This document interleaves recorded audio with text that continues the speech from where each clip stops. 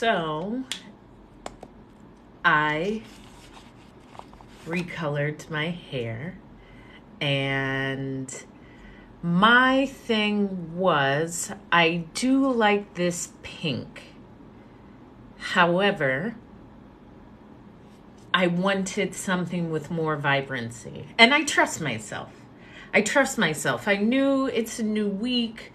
Let me try a more vibrant color. And so this is the outcome, this color. And I'm happy with this color. I'm happy with this bright fuchsia-ish.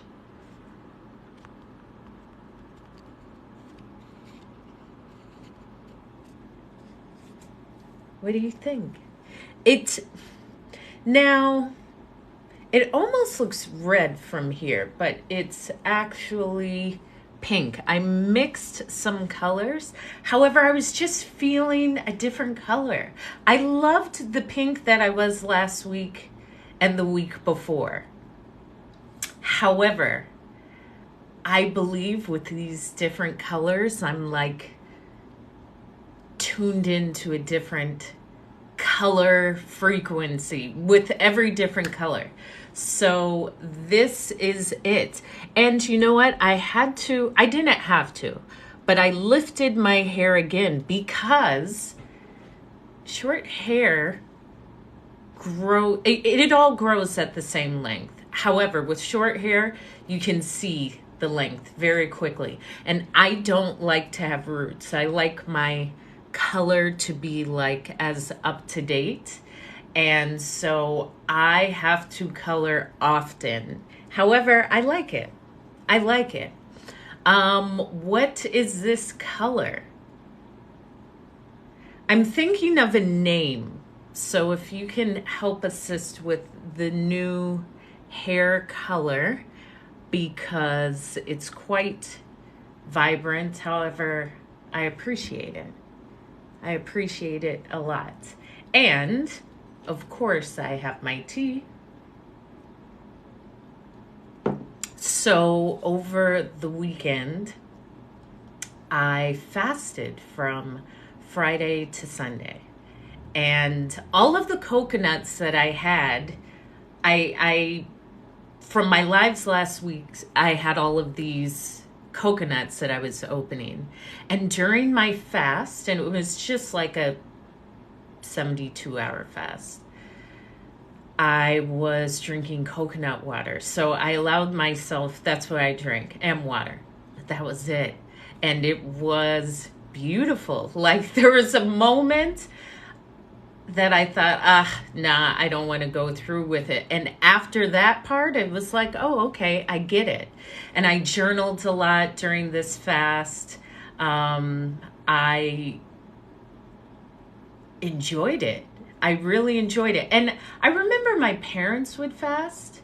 It was just like a liquid, no food, only water and coconut water fast for 72 hours from Friday to Sunday.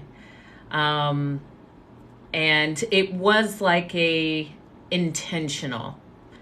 Well, I don't on my body. On my body, I make this oil. So a friend of mine has a plumeria farm, and I was able to go and get every variety of plumerias, like 30 different varieties. And I steep them in a blend of coconut oil, avocado oil, sea buckhorn oil, and olive oil, and with a dash of cinnamon. And I boil that, and that is my oil that you see. So no lotion, only my beautiful oil, and it smells of this beautiful plumeria. And then today I actually dermaplaned, is that what it's called? It was dermaplaned. And I enjoy doing that. I love all of my face stuff. As I say, components for my happy life is water, therapy, facials, massages, alone time, journaling,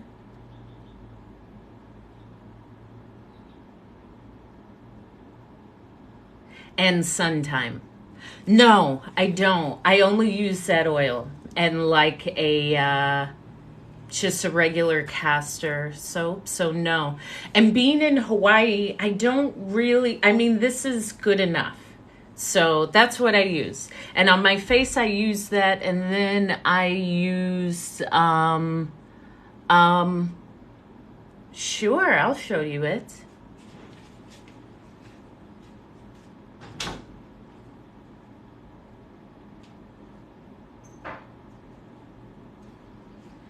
So I always keep it in a dark container because it's oil.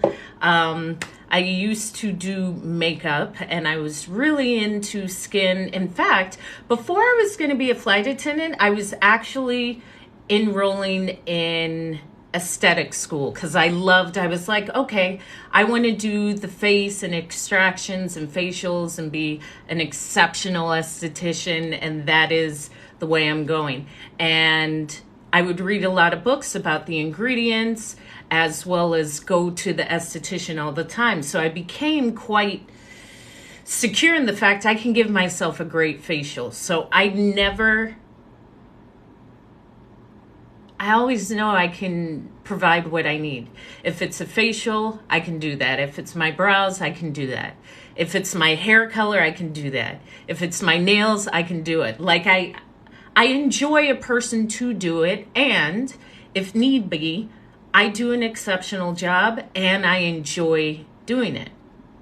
And it came in handy on the fly, like as a flight attendant, if you had a date, you got to be able to get yourself ready. Like you got to be able to show up like lights, camera, action. So me living with a hairstylist, she taught me everything about hair, including the color wheel and the chemistry behind that, how to give a blowout, how to give treatments and protein treatments and a relaxer, and how to cut for 3 years. So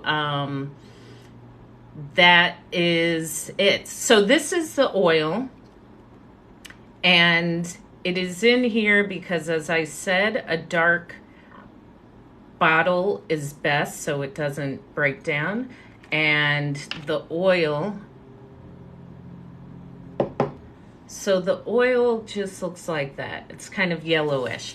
So I don't know, it's my blends. What oils do you like to use? Because whatever oils you like to use, just throw them together.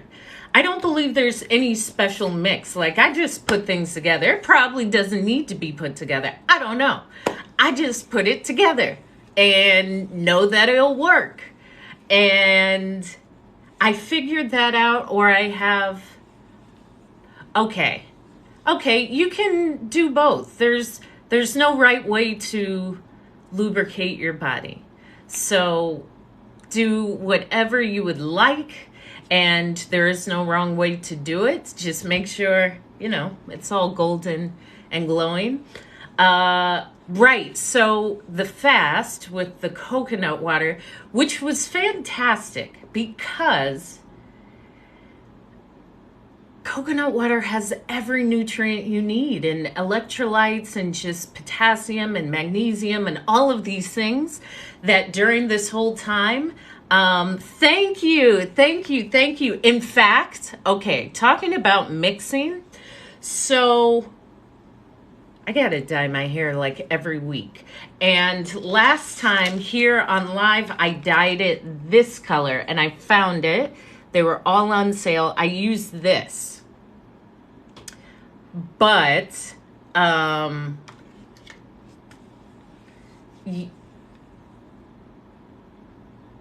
wanted something more pungent. So I mixed it with this.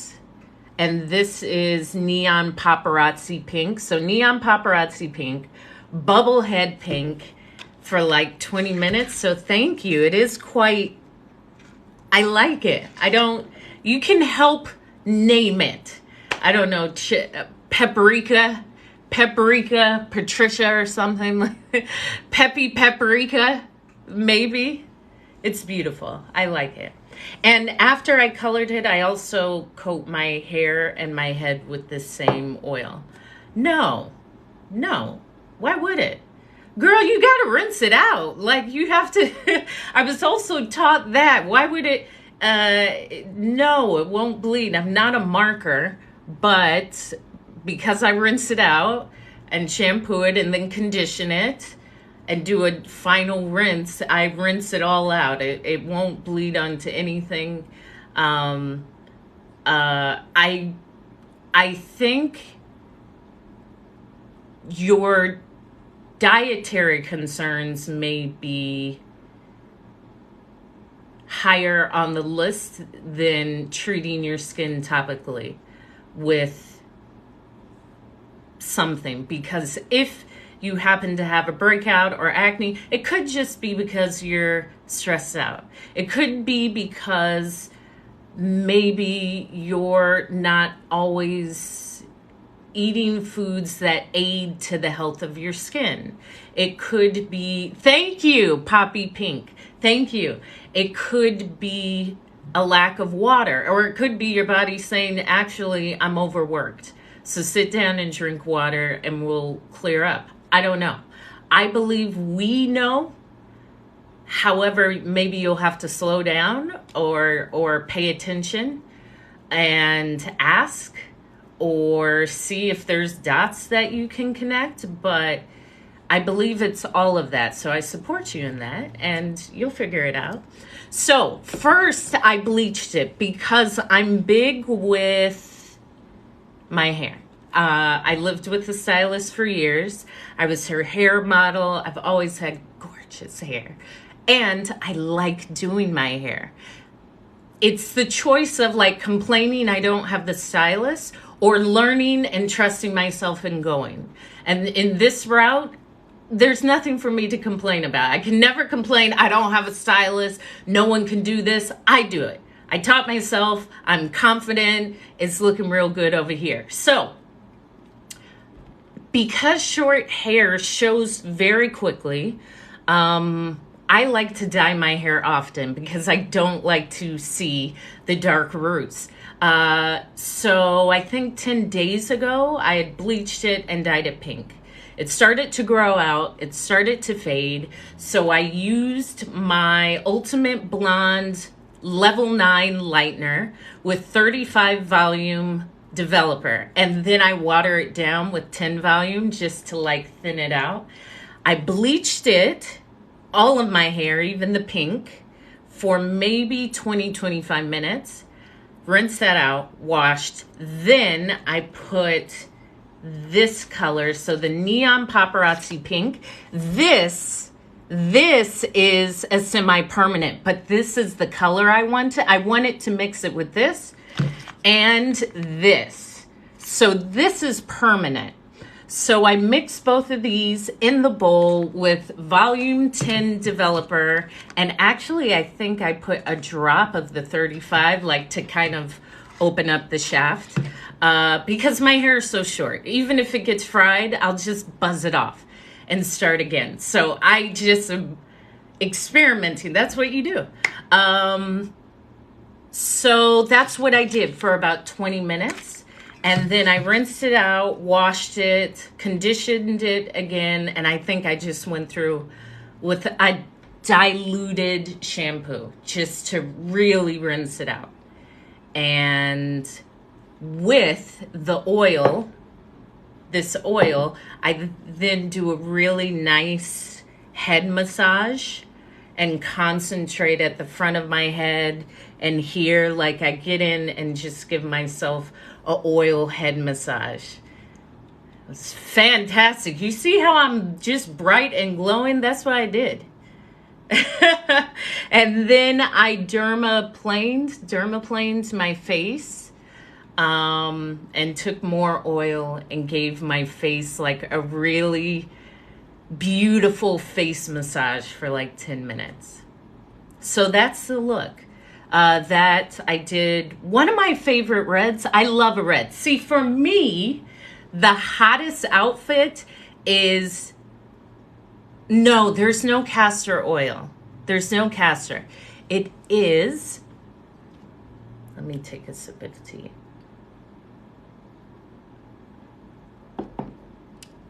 Olive oil. Thank you, James. It's nice to see you. I always enjoy seeing you in the lives, and you show up. So thank you. Olive oil, avocado oil, sea buckhorn oil, and coconut oil with a dash of cinnamon. Because why not? Like a little dash. And that's what I use when I go out to the beach. Matter of fact, okay, so thank you. And anybody can. I believe if you believe you can wear a style, then you can wear it. My validation is from the fact that I like it. If someone likes it, great. If they don't like it, great. It's actually equal to me. So the fact that I like it,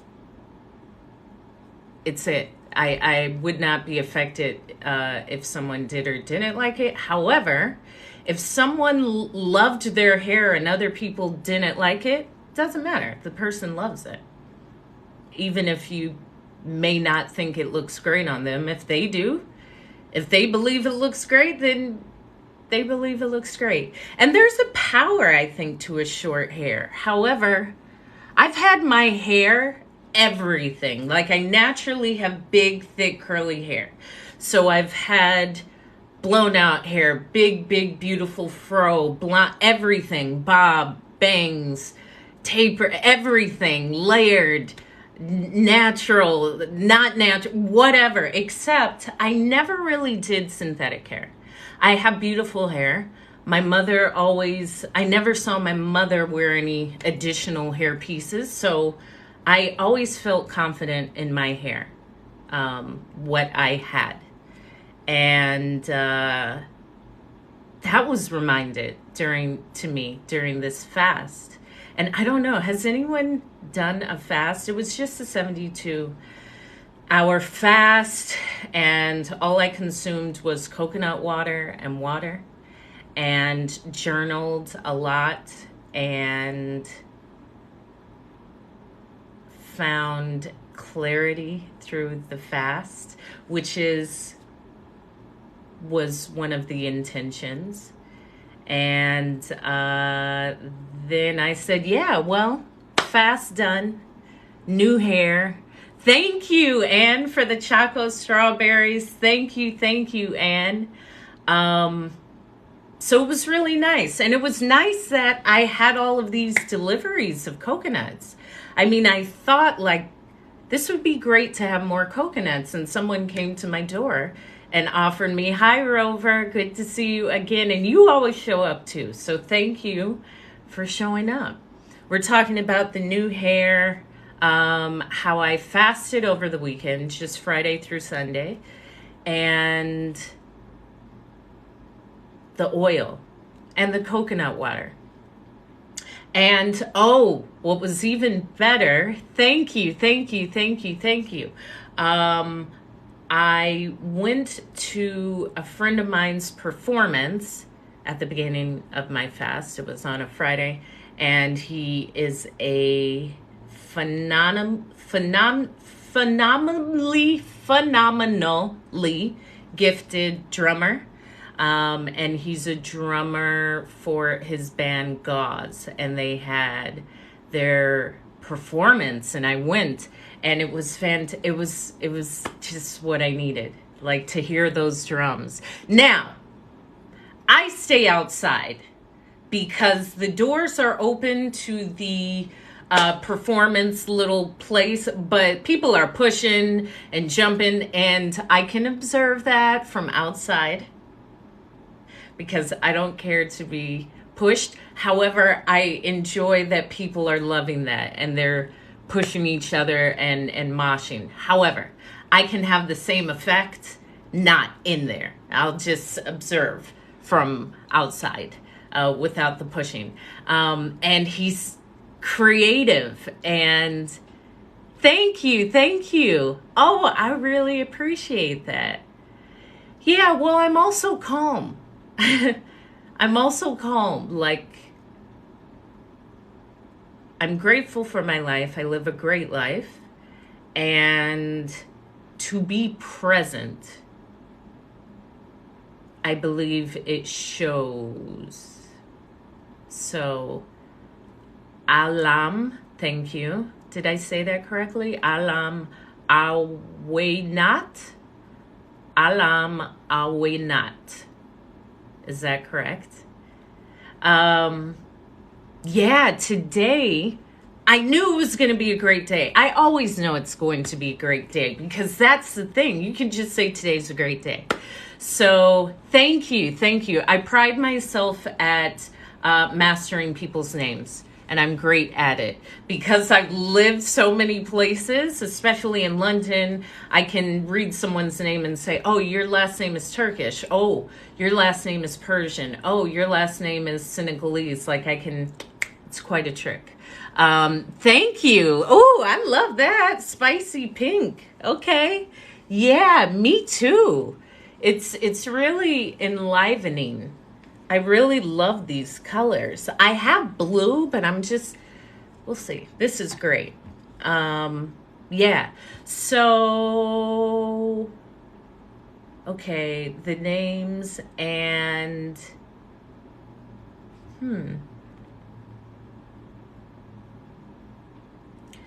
I'm not often out of words.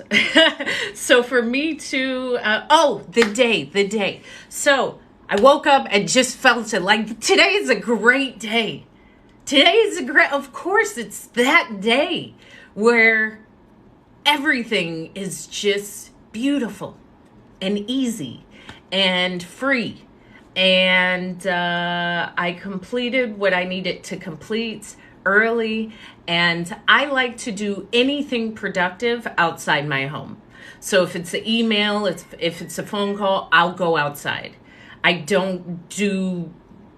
prefer to be outside and let that stay outside, not in my home. And so I took a great bike ride, of course. Of course, you know I love my bike. And took my bike to the beach. Here's the thing. On the way to the beach, I was actually on a Zoom call. And how beautiful it was because I'm on this Zoom call and I get to see Haleakala, which is this beautiful dormant volcano here in Maui. The beautiful clouds. It's near the airport, so the planes land and take off. The beautiful vegetation, the ocean, and I'm on a Zoom call. However, my surroundings are so beautiful that they could be saying anything on the Zoom call. I'm just already entertained. I'm just enjoying this moment. And after I completed that, I said, okay, I'm still in productivity mode. Let me call someone back who had given me a call last week. And I won't, on weekends, it's not any business calls. Like, no, my weekend is for me. So the person called on Friday. I said, first thing Monday, I'll give them a call. So after my Zoom call, I'm standing there underneath this tree, and the tree was it'll come to me. So I called the person. They did not pick up. I said, okay, well, I've done my due diligence. I called them. Let me hop back on my bike with the intention of going to the beach, doing a beach walk, coming back, and doing what I needed to do. This is like I bill 4 hours of outdoor time into my daily schedule. Like 2 hours early in the day, 2 hours later in the day. Like I put that in my schedule. It's a part of my productivity because oftentimes it's just productivity without stepping away, letting your brain reset, letting your brain clear. Just 8 hours. Why not do, let's say, 2 hours, the 2 hours off, then 2 hours on, then 2 hours off, or I don't know, 4 hours, whatever. But Bill actually some outdoor time. It doesn't have to be 2 hours. That's for me. Maybe it's 10 minutes for you, just to go outside and take off your shoes and walk in the grass, or go outside and just walk around the block and then come back. If this is something that would bring more awareness to the day, or a release just to be outside. Sometimes to hear the bird, or to see the cityscape, or maybe you're supposed to be outside to run into someone. So speaking of that, I'm on my bike after I made the call. I am at the beach and I turn into the road that leads you to the beachfront so I could take my beach walk. As I pull up to hop off my bike, the person I called says, "Hey, Hope, they're in the car right next to me." Like, whoa, I just called you. He said, "I know, I just called you back." And I'm very present. When I'm on my bike, I don't look at my phone. Oftentimes, I don't even have my headphones in.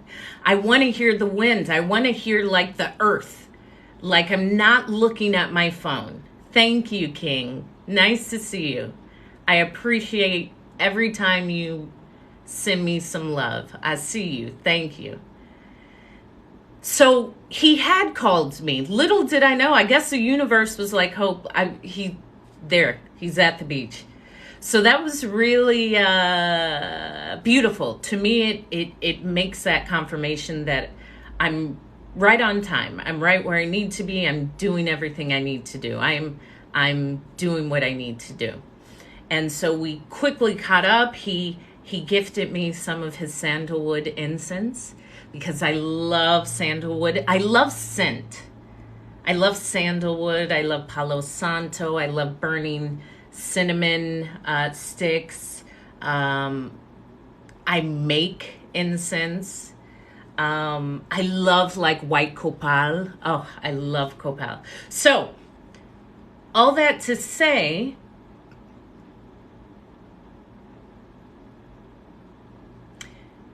it all worked out. It all worked out. Whether it was the call or the missed call, it all worked out. I am. And why the heck not? That is the goal. That is the goal. Thank you, Grandma Whoopie. Thank you. Thank you for the heart. I'm concentrating on keeping my heart open. There is no reason not to live life fully. How often, though, are you living fully? As I Whoople, there we go. Grandma Whoople. Did I get it? Grandma Whoople. My intention is to always have it correctly. Grandma Whoople. How about that? There we go. Yes. So, Whoople, I got it. What's up, Steven? How fully are you living? Like, and I saw a creator on here say this. She said she is authentic because she's lazy. And lazy in the meaning of she refuses to put effort into doing things that she wouldn't do. So the easiest thing is to be authentic, saying what you want, showing up how you want to show up, making choices without thinking how other people are thinking about the choices that you're making. And to be honest, they're not thinking about you. That's a projection of something within yourself. But do you know how freeing that is? Just to like live fully? Like to truly show up as you in every way, and how fulfilling that can be, and whatever that looks like for you. For all of us, it's in our own individual way. However, if it's not your most fullest self, you know it, it's constantly nagging you. And the goal is to say yes. The goal is to say yes and to try and to allow and to walk forward and to see past whatever difficulties. It's to go. Like, I don't think about my hair like, I can't do that because it may be too difficult for me to measure the color. I'll figure it out. Like, I'm not going to think about that. I want my hair colored, which means I'll learn and process. However, the goal is to have the colored hair. So whatever I have to do in between is just what I have to do. It's not a stopping point. It's just what has to be done. And also often I have heard individuals just speak about the middle part and why they don't do it. Like, if you're not doing it because of what must be done, you don't want it that badly. And that's okay too. That's a space of, well, why don't I? Or do I? And I'm denying myself? Or do I just need to acquire a different way of thinking, a different thought pattern, different skills, maybe release something that no longer serves me? But it's all a constant journey of asking oneself, in my belief. But this is my truth. It's not the truth. It's a truth. And thank you, Grandma. Whoople, whoople, whoople, whoople, whoople, whoople, whoople. See, I got it. So yeah, I show up. Maybe that's just my goal in life, to really be inspiring, because I just don't do what I want to do. I don't do what I don't want to do. And I often say my parents would concur. However, as an adult, it's just, I don't want to do that. So I'm not going to. I want to do what I want to do. Maybe I have to learn how to profit off of that, or just say like, well, this is what it is, because I only want to be authentically myself. Whatever I have to take, most won't understand. Most don't fully have the courage, which is understandable, just to take chances because of whatever past things, which means nothing. I saw this creator that said, try waking up with no past. Like, imagine waking up today and everything you knew up until last night was deleted. How would you show up? Whatever you're doing, you would do that fully in this day. You wouldn't say, oh, well, because someone kicked me in the face in second grade. No, just like today is it. There is no past. How would you carry out the day? And how powerful that can be, because often whatever happened yesterday, 3 days ago, 3 years ago, 30 years ago, you will justify why it can impair you. In reality, it doesn't. However, sometimes it takes work to get to that. It's about deciding to say yes and just go, regardless. People won't understand. Sometimes even that middle period, because sometimes people who have started companies or businesses or endeavors, they may have times of limited financial flow. And listen to how I said that. Times of limited financial flow before everything lines up. However, think about it. If you were to take a chance, would you trade, let's say, 3 years of maybe inconsistent financial abundance for 300 years of consistent? Like, you would have to figure it out. I mean, it would be difficult, but let's say even 30 years of just financial abundance. If you looked at it that way, that looks a little bit different. Not even let's take away financial, because oftentimes people aren't really influenced by money. You are up to a certain percentage, but after that, it tapers off. Unless you really enjoy money and you know how to spend it, but most people don't. So they'll limit themselves, and they'll limit even them wanting a number of money because maybe if someone in the past or parents said, no, rich is bad, you don't want that. So there's always these things that come up. However, where was I? What you become in the process is the process. And sometimes it just takes what it takes. So I speak about it because I've done it. And I often tell people, I'm not going to listen to you unless you've done it. And it's worth it. There's something in you that is telling you why you need to do it. Like a future version of you is waiting, like, come on, I know it that is to be expected, but you will do it. Just keep going.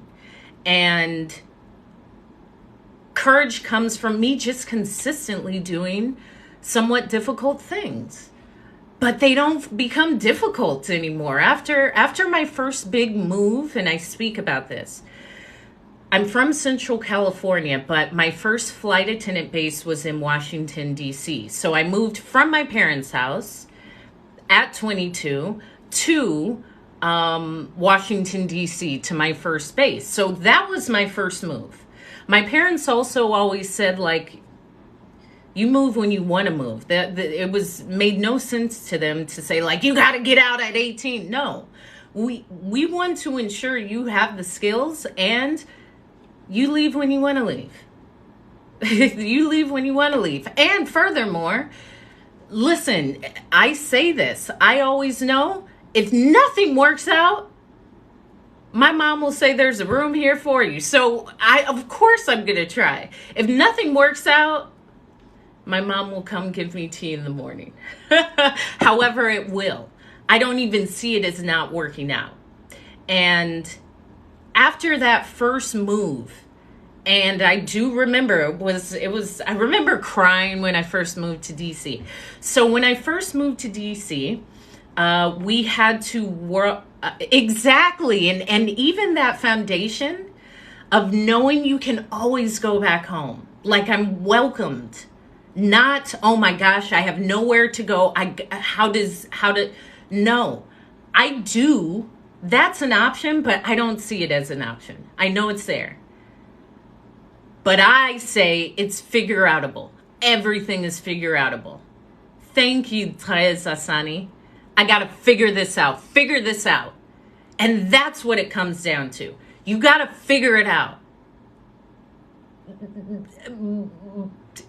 There's something in you that knows it. And to fear that you won't be able to figure it out, that's not it, because you will. Oftentimes it's in that moment that you have that skill to figure it out. However, you can figure it out. Well, I have to win. King, it's the same thing. I have to win anyway. Yes, that's there, but I'm not going back. Like, you have to understand, my hunger is the same way. It's there, but I don't see it as there because I'm not going back. So, of course, it's there, but it's not a part of an option for me.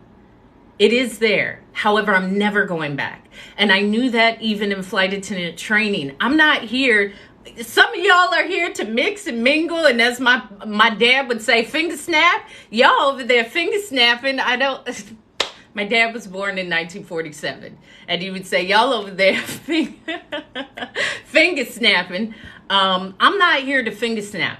I'm here to become a flight attendant, travel the world, live in new countries, learn new languages, expand my mind, leave men in the countries that I've met them in. This is what I came here to do. Some of y'all are here to play. I'm not here to play. I'm not going back to Fresno. This is it. So that's how I saw it. And yes, everything is figure outable. Everything. You have to figure it out. And it's the beauty of it's within me. And please like and continue to share the live.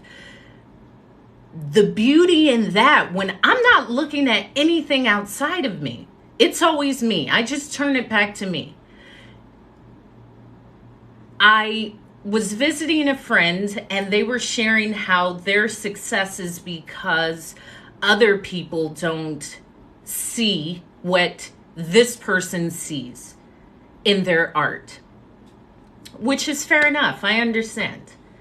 However, I asked the question, why does what someone says about your art, why does that matter to you? How does that aid or benefit you in any way? Do you enjoy your art? Do you enjoy creating? Are you fulfilled? Or is it that you are not? Because if you are not, then that's something. However, to automatically know that other people view your art in such a lowly fashion, to me, speaks of how you view something about yourself. It's never anyone else. We don't know what's going on in people's minds. Even if they say, listen, people are twisted. People are nuts. You don't even want to know what's going on in people's minds. But it comes down to me. Yes, Susie Q. I like me. I love me. I don't care what you say. Why would I care what you say about me? Because I like me. So any opinion of you or how you see your perception of me is not my business. It doesn't aid me. It doesn't benefit me. In fact, it doesn't even benefit you to share it with me if it's something you disagree with. So what? Everyone is different. To allow another opinion to exist is one of the most intelligent and mature options that I have seen individuals avoid. Thank you. If someone does not share your opinion, so what? And I don't know. I often say, is this just Americans? Because I really don't know why so many things just upset people. Is that just anger you carry all the time? That's heavy. To be able to be just so content within yourself that people can show up and it doesn't discourage you. It doesn't reflect negatively of you. Actually, it's not even in your thought pattern. It can just roll off. Do you know how beautiful that is?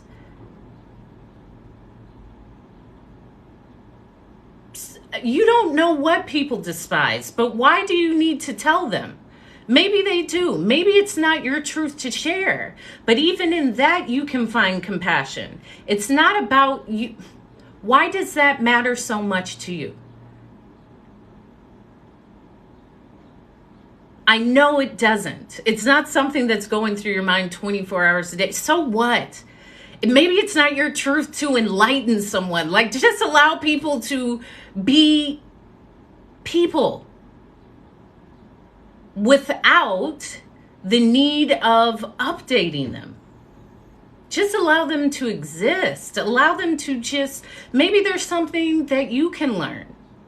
Maybe there's a space of compassion of, I don't fully understand this, and that's okay. How can I gain a space of understanding for this? Or do I need to gain a space of understanding? Or do I even know how to gain a space of understanding? Or why would this even matter? This doesn't matter. Okay. A lot of times you could just say, okay. Do you know that's the easiest thing? Okay, well, let the universe teach that. Let the universe teach that. Sometimes, maybe it's not for you to deliver.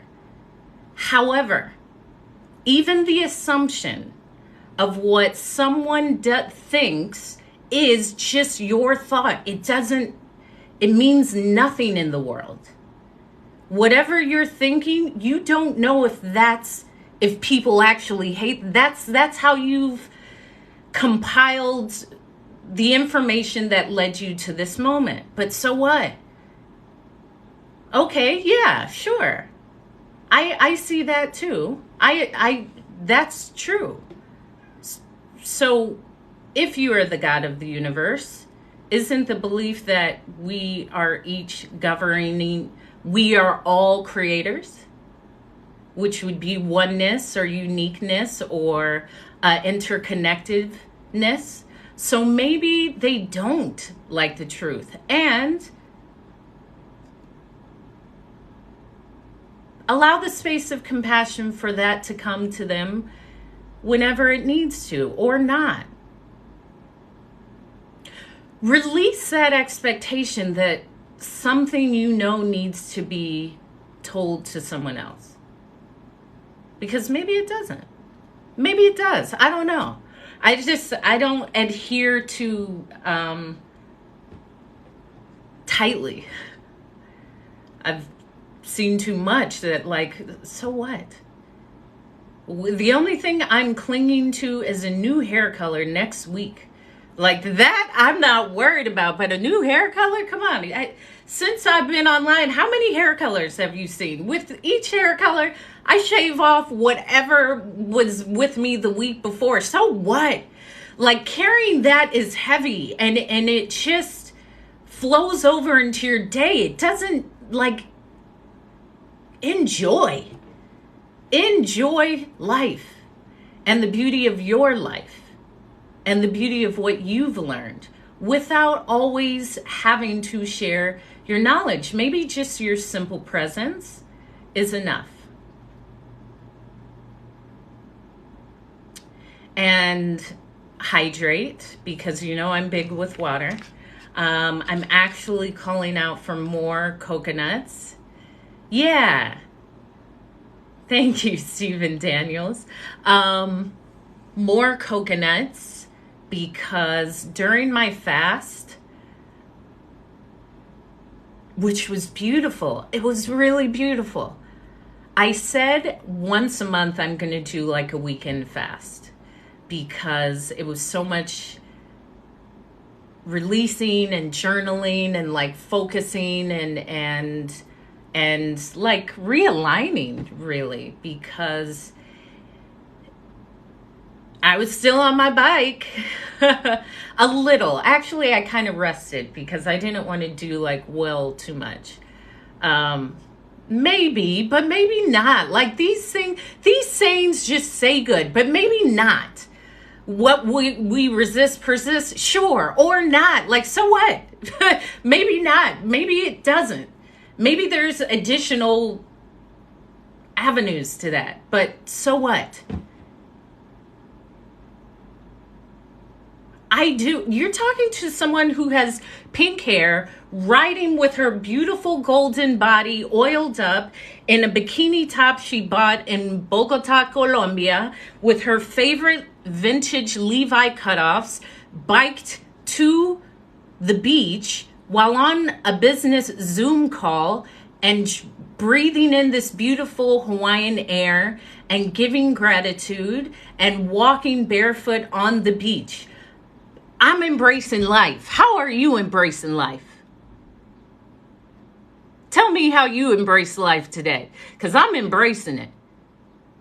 And I say this, some of y'all are telling people to embrace life, which we all should, but I don't see you doing it.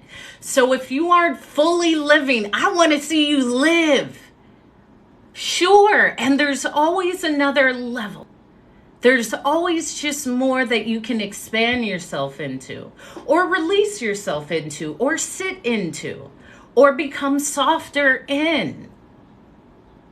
This rigidness at times can, I don't know. It's up for you to decipher. I don't know. Even this, I don't know. This is just from me. I say this. This is my truth. It's a truth. It's not the truth. I'm an observer of all truths. That's the most compassionate thing. And I love this hair. So, yes, my break fast meal yesterday, I made tortillas. So on some of my lives last week, I was cooking. And thank you. Thank you. Thank you. Thank you. I will show you again because I'm like the mixologist. I'm really proud of you, Hope. I'm really proud of my new hair. Maybe, or maybe, so what? Maybe the biggest room in the world is room for beauty. Like, none of this is like etched in stone. And I'm a professional speaker, so I'm all for quotes and one-liners. However, maybe not. Like, so what? Or maybe it is. It just doesn't have to be rigid. And I've learned, this is where I'm at, where I'm very soft with the identity of rigidity. Oh, of course, honey. Now, okay, so let's talk about nails. And it was somewhere today because I was explaining, I did a 72-hour fast, so I'm all renewed and rejuvenated and journaled out and feeling fantastic. And, well, if change is always a certainty, then it's always the same. See, it can always be placed differently, but Bernard Fortune, these one-liners are great, and I will continuously respond with, or not. Like, they are great. They sound great. Or so what? It's mini. Like, I'm not rigid. I don't understand how, well, it's not for me to understand how some individuals are just so rigid and holding on. Like, so what are you holding on so tightly for? Why does it matter that much? And I shed all the time. I let things go all the time. So leaving things, releasing things is somewhat normal to me. However, you don't have to grab on so tight. So my nails, I typically have my favorite red, which is from Brazil. It's Gabrielle from Colorama. It's not sold in the US, but I used to buy it when I would have my Sao Paulo, Brazil layovers. And Brazil gives the best manicures around the world. Best, because they do it differently. They don't soak your hands in the water because their belief is all of the skin really swells up and you can't really get all of the cuticle. So they spray it with water and they really trim every bit off of your cuticle. They get it so clean, so clean. But then when they paint your nail, they paint the whole finger, because their thinking is they want to get every crevice of the nail. And then at the end of the manicure, they go in with an orange stick and they wrap an orange stick in cotton wool and dump that in acetone and go around to every nail and remove every bit of nail polish. And then they coat the nail with the most glossy top coat and they drench your nail in nail oil. And I have the nail oil. And I love it. I love it. So when I used to fly Brazil all the time, and I thought I got this bikini in Brazil because I love Brazil and Colombia. Yes, it's the style. Russian manicures are great too. Japanese, like in Japan, fantastic. For me, I love my Brazil manicure. I love Brazil because it's so vibrant and there's so much color and it's very pungent. So this is the color, and I love this color. This is Red Heads Ahead. It's one of my staple OPI colors. Either this, Red Apple Red, from OPI was a staple for years because one of my favorite things to do while traveling, being a flight attendant or just traveling, is getting a manicure around the world. Because he's from Bakersfield, Holly Don. Where are you from? Manicures all around the world. Because the thing with manicures, it's the same all around the world. Like every time you go into get your nails done, there's usually like the sage, the older woman that's just there to talk, just there to gossip. There's the owner who's walking around, maybe tending business.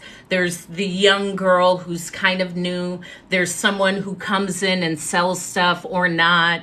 There's someone on the phones. Like, all of those familiar roles are in every nail shop around the world. And, okay. Yeah, my dad was the first Black person to own a car dealership in Modesto, and this was in the 70s. But he came out of the like GM University after he came out of Vietnam and was like a flight instructor in the Army, and he went into like GM University. And I remember he told us he owned a Pontiac dealership. He was the first Black person to own a car dealership in Modesto. Me too. I love my daddy. Listen, you can't play me with buying no cars. He taught me everything. And I love him for that. However, Brazil, on my Brazil layovers, I would go to the beauty supply, because the beauty supply in Brazil I loved. I loved all their shampoos. I loved all of their conditioners. And because of the exchange rate, and the dollar is quite strong to the Brazilian real, then you're a great salesman, or not. But used car salesmen usually know the art of selling. Thank you. Yeah, I do. Thank you. So there are certain ingredients in the nail polish in Brazil that can't be used in the US, and it keeps it on your nail. Like, it's the best. And there's like a trade embargo with Brazil and the US. So there's a lot of Brazilian products that you would never find in the US. So I would go to the beauty supply shop, and this is when I'll have to do a post with my hair. I have really beautiful, curly, thick, just magnificent big hair.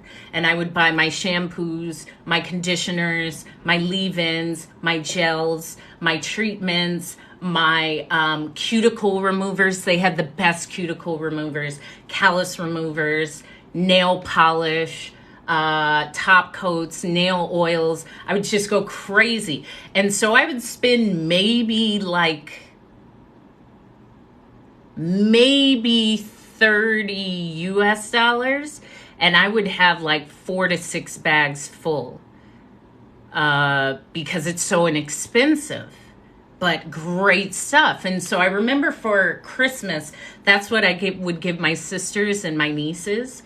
Yeah, I'll have to message you some of the great brands in Brazil, Holly Dunn. And I love it. And I love their hand creams. They have urea in it, which you can't have in either high concentrations in the US, but it's a derivative of urine, actually. However, it coats your hands and keeps them very smooth. So that's what I would do in Brazil. I would get my manicures. I would get my pedicures. I would get all of my waxing. I would get, I would get medical grade pedicures. So there was this place near, yeah. Oh my gosh, I have so much. I'll tell you. So right next to where we would lay over in Sao Paulo, I like to call myself a Paulista.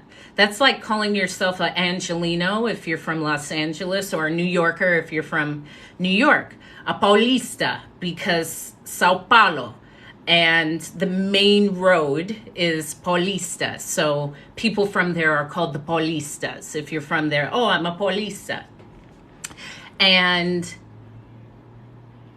I would also go to the grocery store. So medical grade pedicure. There was like a medical spa near our layover hotel, which was near the city center. So I would walk on my layover, which was like, 40 some hours, and book a session. Now, my Portuguese is minor. However, I know a lot of languages, and everything's in Portuguese. So if I could not set the appointment, I would get my crew member or the front desk to book the appointment at the medical podiatrist. It was the podiatrist, but they did a medical pedicure where they like really like smoothed down your feet, like trimmed all the nails, put like fungicide and acid and buffed it and rubbed it like medical grade. Speaking of that, which is disgusting, my father gets his medical grade pedicure at the VA. Now, my father would get pedicures. I remember sometimes he would get manicures. However, his feet are terrible. They look like alligators.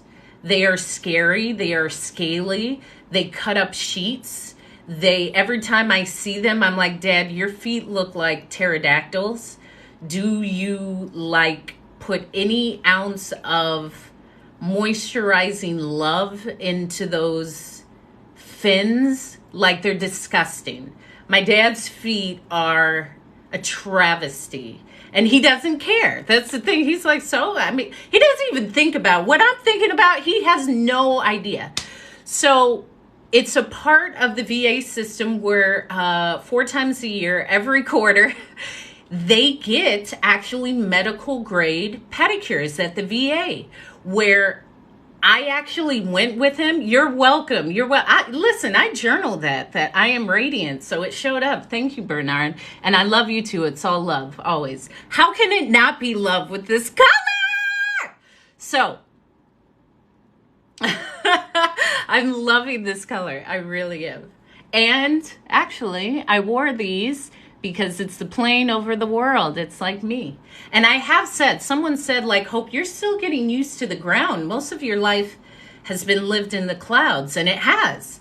Most of my life has been in the skies. However, when I'm home with my parents, will help my parents out, go with my dad to any of his checkups. And my father is hilarious. So he goes to the VA to get this medical grade pedicure.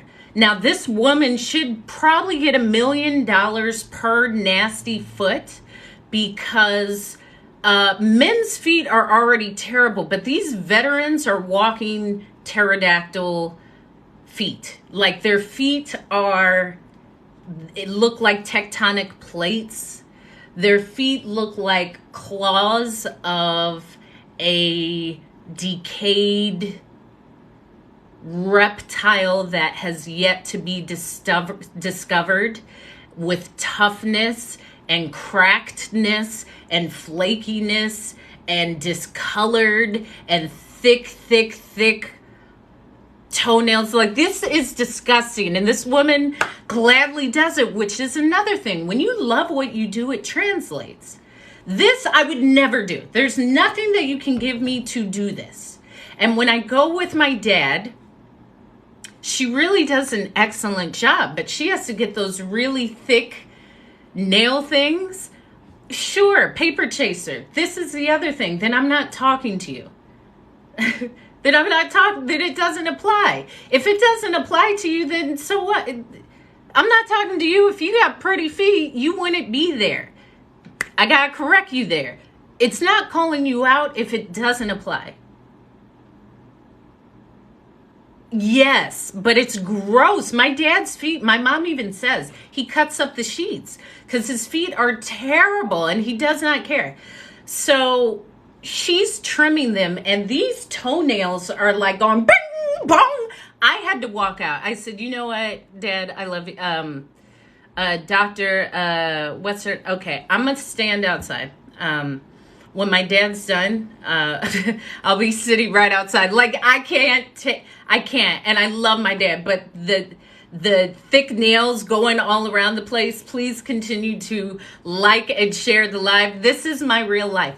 This is why I'm so happy and vibrant. It's still my dad. I'll do anything for my dad. But my way of doing it is, okay, I'm outside the door. This is like a bit much for me. But I will be outside the door. Even if they didn't, these guys can live through everything. Are you serious? My dad can eat anything. Like, I have an extremely sensitive stomach, meaning I don't eat bad stuff. I don't eat bad food. I don't eat cheap food. It will immediately I'll throw it up. I don't know. One time I was with this gentleman and I forgot where we went to eat. This is when I lived in London. And I could feel, maybe it was a fish and chip spot. It was somewhere, but it wasn't up to my par. And we had to take this boat across in London to get back home to south east London. And on the boat, the Clipper, I kind of felt nauseous. And I was like, oh my gosh, if I feel nauseous, it is a wrap. But I'm here with this gentleman. So I was going back. I think I had my stuff at his place, but it was early in the day. So we leave from eating. We take the Clipper across the water where I start to feel nauseous. We get off on the other side. We basically cross the river in London, and I'm going to his flat. And as we come off the elevator, he lived on the 16th floor. And we came out of the elevator, and there was blue carpet and a set of doors. And I opened the door, and then there's a small corridor and then another set of doors. So he opens the door, and now it's just a corridor to his flat, which is at the end of the corridor. It's the second to the last. So as we're walking, I'm looking out the window at the end of the corridor feeling nauseous. Like, oh my gosh, I don't know what I ate, but my stomach is so sensitive. And next thing I know, I start to throw up. And I throw up all over his blue suede shoes. He had these very snazzy blue suede brogues that I just puked all over, and his pants. And it was quite memorable, and we've laughed about it. However, sometimes that's just how it happens. I can't. The food wasn't.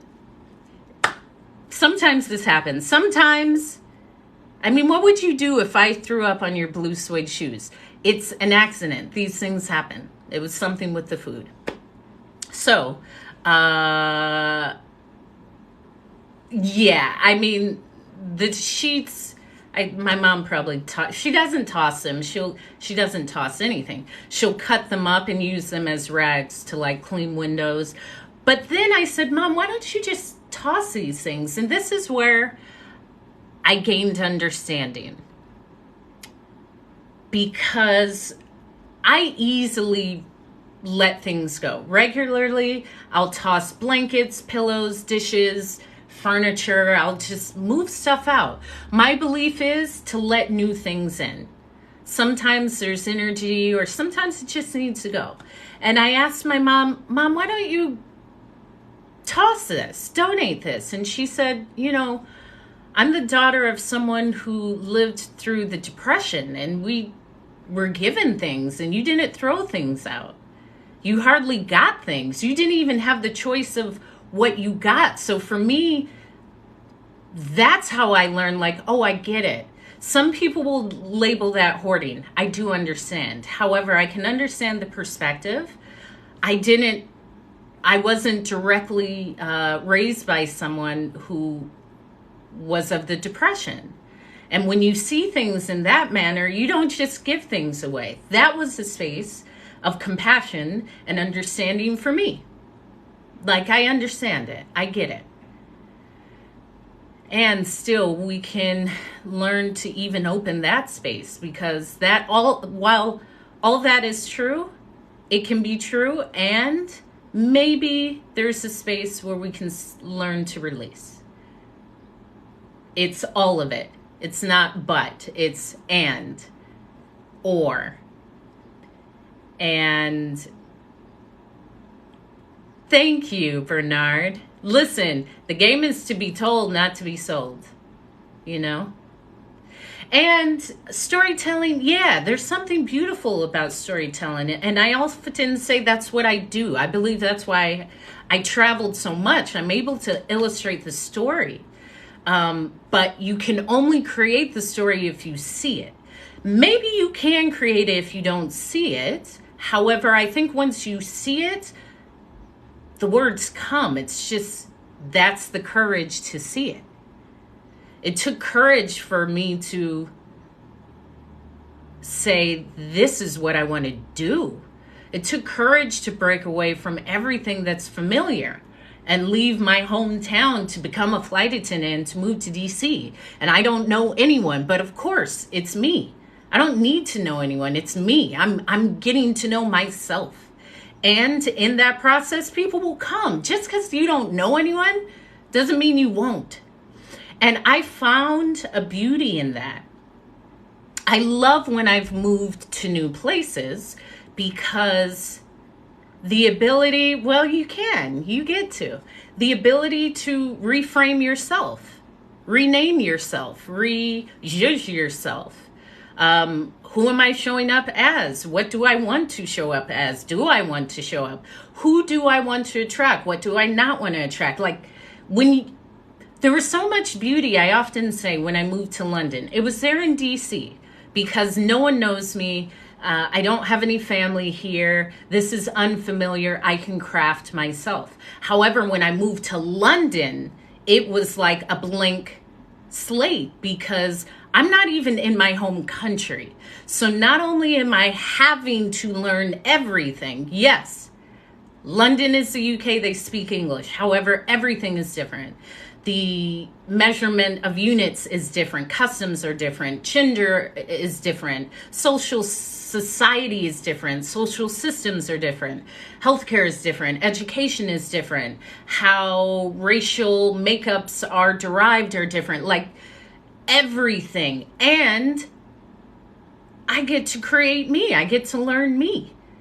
Not only does no one know me, no one actually, whatever someone in the US can put a label on me for being a woman or black or from California, I'm living in a place that doesn't even mean anything. If I say I'm from California, they don't put that to anything other than Hollywood, but it would be different from like an American hearing that I'm from California. There's already a notion of what someone from California is. If I'm talking to someone from Poland, they don't know what that means. And there's a freedom because there's a lack of a change. And I wouldn't say judgment, just a change of how I felt I was interacted with, which I loved. And this is why I love traveling, but really that first year, me and my friend were talking about that first year of living anywhere. Because my belief is it takes 3 years. Like the first year feels like Disneyland. The first year, everything is so new. First year, like for me, like for Hawaii, it was much different than say London, because London, you didn't know the seasons, actually, correction. Because London has no season. It has cold, rainy, misty, then maybe 2 weeks of sunshine, and then cold, dreary, misty, wind cold to your bones, gray, pale, unhealthy looking. That is actually the weather. However, spring, summer, fall, winter are somewhat defined. When I was here in Hawaii, it's always 81 degrees. So what I learned was how to categorize the seasons with what is blooming. So I know mango season is summer. So whenever I see all the mangoes, it's summertime. It's June-ish. Oh, okay. Avocado season is fall. It's November. It's October. It's December. So, or that's how I categorized the seasons, because I can't from the weather change. And learning a new coffee shop, learning the streets, learning, I don't know, when to set your trash out, because I have a home. Learning shortcuts, learning the secret places, all of that. I circle through a place pretty quickly. I do know that. Most people, I do like everything within probably a year and a half. That every corner, every hiking trail, beach, every, just everything. I'm going to try it. I enjoy doing it. I enjoy doing it with myself. So that first year is almost like Disneyland. The second year, you kind of know what to expect. You understand the seasons. You have your coffee shop. You might have changed coffee shops. You might have started a dance class, or by that time I was doing Hawaiian canoeing every early Sunday morning, native canoeing, which I loved, and learning about that Hawaiian tradition and learning the culture and learning, it was beautiful. Except, you know what? Here's the thing. I love doing these things. Like canoeing, Hawaiian canoeing has taught me so much about the culture, and I have a huge space of gratitude for it. However, some of these people are like 80 years old doing it, and these people are rude as heck. So my first time I went to my canoe club, which are I will. They are like Hawaiian native canoes, single or double, with a total of like 12 people in the canoe. And you have your oar and you pick it up and you put it in, all with the calling out of the phrases. And all of the phrases are in Hawaiian. So my acupuncturist told me about it. So I'm going to get back into that, because there was a time where I had acupuncture every week, a massage once a month, every 4 weeks, a facial every 4 weeks, a correction, like kind of energy moving, but like chiropractic correction every 1 to 2 weeks. And I was so like in tune. It felt great. So my acupuncturist told me that she was a part of the canoe club, and she's like, you should come down. I said, I will. Sundays, I'm always in nature. Nature is my church. I'm always in nature. What's up? You'll have to wait. So just wait and it'll be great. So there's the correction. Thank you for liking and sharing the live. Thank you. So she invited me, and they push off at like 6:45 in the morning, either 6:45 or 7:15. But I'm like 5 minutes from where they push off. So I get up, I do my meditation, my journaling. That means I'm up usually at 5, and I get there and I go to where we meet. And I see my acupuncturist. She's like, Hope, I'm so glad you came. Hey, let me introduce you to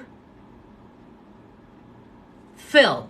I said, okay, great. So she introduces me to Phil, who's like the big kahuna. He's the respected elder. He taught me how to hold my paddle. He taught me the importance of the paddle. He taught me the different words that are called out with the paddle while paddling.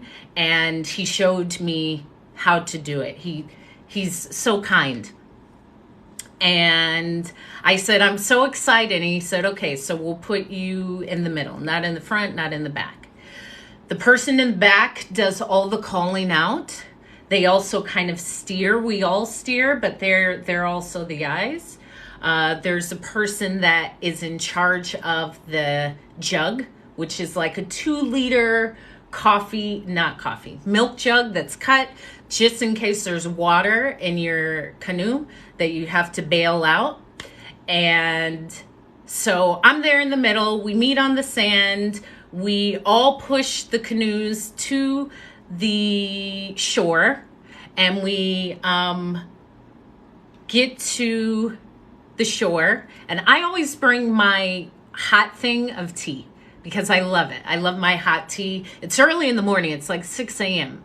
on a Sunday with the Hawaiian canoe.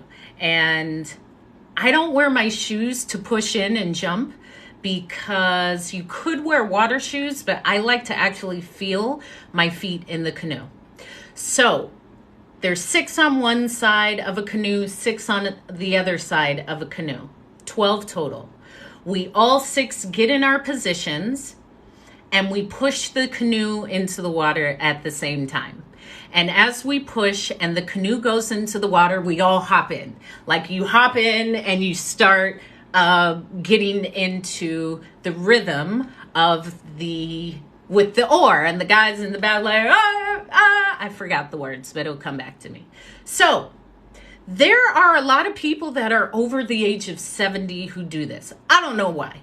Well, I enjoy that they do it because it's a strenuous thing. However, some of these people need to, I had to gently correct someone because let's call her Fern, and she looked like a fern, okay? If your name is Fern, you were not born before 1930, which is all good. I love all ages. However, Fern was right behind me, and this was my first time canoeing. So I'm learning the rhythm, but it is my first time. Okay, and this is like probably an hour and a half. So you push into the water and you start paddling out. And so the head guy is making the announcements and you're cutting into the water. Thank you. You're cutting into the water, and I like to push through my abs like, but sometimes I would miss the beat. It happens. It's my first time. Fern is behind me saying, you know what, you need to stay on beat. I know, Fern. I know that. Fern, this is the first time I've ever done this in my life. Thank you for the compassion that you give me while I'm learning how to do this beautiful act that we both share. That was my response. Because this is my first time. I am asking for compassion for something that we both appreciate. And Fern, mind your business. Why are you watching me paddle? You need to be watching you paddle.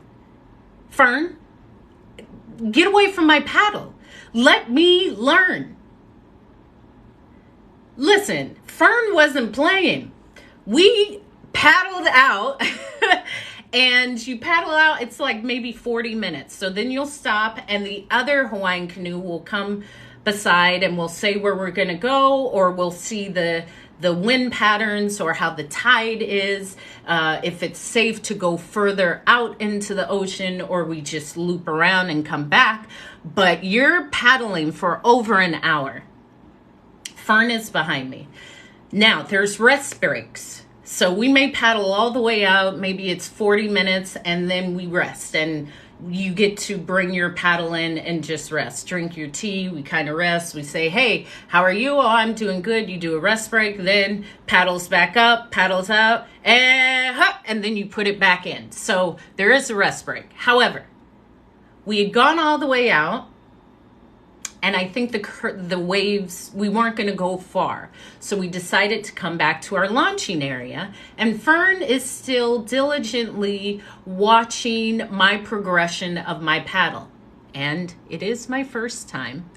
And I have asked her to provide me a space of compassion while I learn this action that we both enjoy simultaneously. And I appreciate your grace and your compassion while I'm learning in the moment, because this is my first time. And so then we paddled back to where we launched. Fern is watching me the entire time. So we get back to where we launched and Fern gets out. Fern gets out and she asks to speak to the head guy who yells out the calls. And she is like, you know what? Hope has been offbeat. Like, I've been behind Hope the whole time. And I'm like, Fern is is Fern serious? Fern was serious. She was like tattling on me. And I thought, again, I appreciate you, Fern, because that's the space where I'm here to gain compassion. I appreciate your ability to ensure my success in this hobby that we both enjoy. And that's how I see it. I see that you are highlighting areas of my improvement with the main guy, maybe to aid me in some way. So I know this is to help me. However, Fern said, I've had enough. Fern was tired of me paddling off beat. So when we docked, our intention was going back into the water, but Fern said, to heck with this, not with Hope, not with her getting off beat. And Fern threw in the towel, and Fern walked her Fern butt back to her car from the shore, and we pushed back in and went out. She said, I've had it. So the moral of the story is that's okay. Like, I don't take it any type of way. I could see that would be unfortunate for Fern, because maybe there was something that could be gained, but why are you watching me paddle, Fern? Like, I'm doing the best that I can. I ask for a space of, not even I demand a space of grace and compassion. So, thank you, Carrie. But that is hard. Like, the Hawaiian canoeing, whew, it's quite intense. However, it's something that I feel I loved it. I loved the ancestral connection. I loved what I learned. I loved who I met, even Fern. And that's what it means for me to live fully. Like, how am I creatively, or just doing what invigorates me? Am I eating what's invigorating me? Do I need to change my hair color? Yeah, this invigorates me, like, fully. I challenge you to see what that looks like and feels like for you. Because that's the point. And to honor yourself is to fully show up. I close all my lives with show up. Just show up. When I saw the friend at the beach this morning that I had just called before I biked over to the beach, when I gave him a hug to say goodbye, I said, thank you for showing up. That's all you needed to do. All you needed to do was to show up. Like nothing else. Not show up and be funny, show up and say that, just show up. The rest is already done. So show up.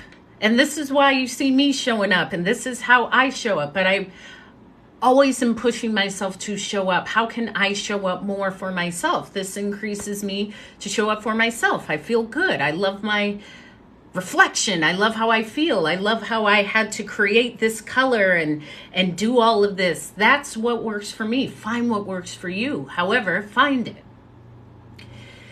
And don't be a Fern. Because by you just allowing people to show up and not being a Fern, people are always watered, most of the time not by you. Allow people to show up. Maybe it's not you that needs to inform them. Maybe informing you should ask why you feel the need to inform.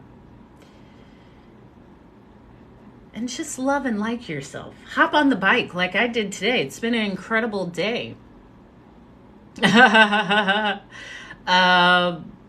So this is what I do. I come on here twice a day, Monday through Thursday, and share an invigorating message of how we are here to unite. We are the same. I truly believe sometimes we get a thought and forget that we're all human, and we are actually human. These other labels and separations bring us away from our humanity, but we're all human. And the beauty in that. And the beauty that comes from seeing us as humans and seeing myself and everyone I meet.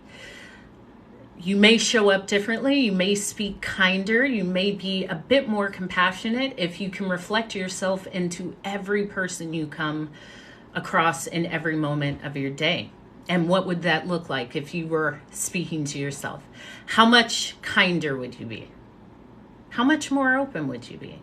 And if you're not, well, why are you so difficult on yourself? And start there. But it's all the oneness of coming back to us. the human, who you are, what you are. Learning, releasing, growing, changing. And I share my story here. So I'm here twice a day, Monday through Thursday. Friday, Saturday, Sunday, sometimes I pop up. I did this past weekend because I was in the streets, which I love. I'm like out of hermit mode, so I'm out. And this summer I'm going to be out, which is nice. I'm fully out of my hermit mode, and I like it. I'm enjoying it. Even my daily cycles. There was a time where I was up really, really early and sleeping late, and now it's like productive later and sleeping later into the day, and accepting that and not fighting it, and accepting this version. And the fast helped. So I would advise anyone, even if it's just start with 12 hours and then go to 24 hours and then maybe 48 hours or whatever's most comfortable. Set an intention. There was an intention with my fast. And there was a lot of journaling, and a lot of coconut water, which I'm so happy about. However, clarity was claimed. It has been claimed. A new embrace and just a continuance of creativity and love and inspiration, and releasing any patterns that no longer serve me. And I spread that to you because I'm a reflection of you. I'm on here twice a day. I don't have a set time because I do what I want. However, if you miss me, I upload all of my lives onto my YouTube channel, which is Hope is Speaking. So this will be on there. I'm going to upload some right after this live. So if you don't catch me on live here on TikTok, just know I upload every single one of my lives, and I do 2 a day onto my YouTube page, which is Hope is Speaking. So you can go subscribe and always see and listen. And they're always a minimum an hour, sometimes longer. It just depends. I just come and speak. That's why it's Hope is Speaking. Yeah, it is kind of reddish. I think it's because I put more of this neon paparazzi pink. However, I love it. I love it. I love how it's going to fade, because it'll fade. I like the fade. This is the first day. And also, here's the other thing. With my hair, I have a ton of hair. Like, I have 1,000 hairs out of every hair follicle. I have a lot of hair. I break combs, all my stylists. So the color and the cut looks really good because I just have tons of hair follicles. So it really shows up. However, I like it. I don't see myself having my hair much longer ever. Like, I love this. And someone said, well, Hope, yeah, of course. Like, the sun can reach you, and the sun rays and the downloads from the sun. I'm like, yeah. Yeah, how about that is coming. All of that is today. I step away from everything, but now there's someone uploading. However, yes, and tomorrow, let's cook tomorrow. Tomorrow we'll cook something. There's a lot of cooking. I cook every day. Or maybe I'll cook later today. Who knows? I'm just glad I was here to show up. With the earrings, with the worlds at the bottom. Oh, you made bread, Maureen. Excellent. What type of bread did you make? I'll make bread. I'll have to go get some flour. That's what I'll do. Yes, some bread. I love it. I love it. I love making bread. Yes. Let's make bread. And I have some other things. So I'll go and pick and get some new vegetables and things. So, okay, plain like a rustic bread, because I just do a rustic bread in my Dutch oven. Or sometimes I put in my sandwich loaf.